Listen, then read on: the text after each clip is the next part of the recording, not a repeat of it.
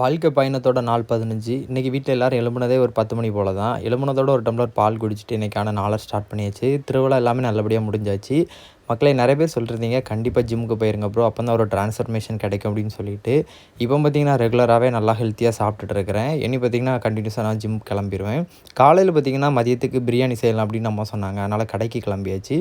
வீட்லேயும் காலையில் சரி பூரி வாங்கிட்டு வந்துருங்க அப்படின்னு சொன்னாங்க. அதனால் கடையிலேருந்து எல்லாத்துக்கும் சேர்த்து பூரியும் வடையும் வாங்கிட்டு வந்தாச்சு. கொஞ்சம் வீட்டுக்கு தேவையான பொருட்கள்லாம் மளிகை பொருட்கள் வாங்க வேண்டியது இருந்து அதையும் வாங்கிட்டு அம்மா சொல்லிட்டு இருந்தாங்க, எல்லாமே ரேட் எகிரி போச்சு பற்றி அப்படின்னு சொல்லிட்டு இருந்தாங்க.